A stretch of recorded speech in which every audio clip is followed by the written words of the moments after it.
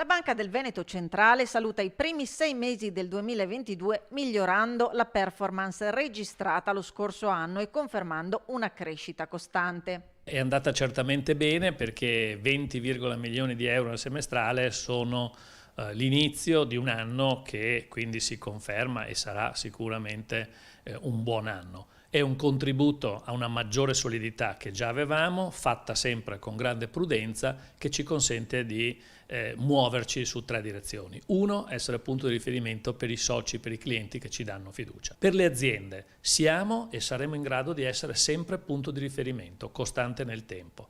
E poi lo siamo non solo per le piccole e le medie, che sono state quelle che abbiamo tradizionalmente fino a qualche anno fa sempre servito, ma da quando siamo gruppo non abbiamo più il limite, diciamo, verso l'alto e siamo in grado quindi di arrivare a dare le migliori risposte anche ad aziende di migliaia di dipendenti che operano sui mercati internazionali. Semestrale che segna il passaggio definitivo alla nuova direzione in linea con la continuità. Claudio Bertollo che subentra a Mariano Bonato alla guida dell'Istituto di Credito. Abbiamo ottenuto un risultato sicuramente eccellente, come dicevo, perché sono migliorati tutti gli indicatori economico, patrimoniali e gestionali.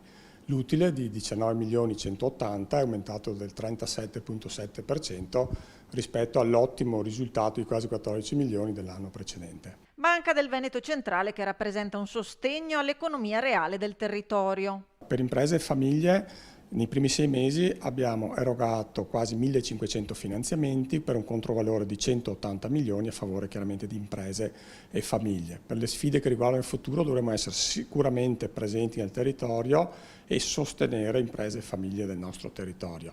Come dovremo farlo? Con lo sviluppo commerciale, cercando di e con la consulenza e aumentare la consulenza alle imprese e alle famiglie. Fornire risposte è l'obiettivo anche alla luce del particolare momento storico. Crediamo come banca che a noi spetta un compito, che è quello di essere capaci di interpretare le esigenze che cambiano di mese in mese nell'ambito di un quadro più importante internazionale in cui un ruolo fondamentalissimo lo gioca l'Europa.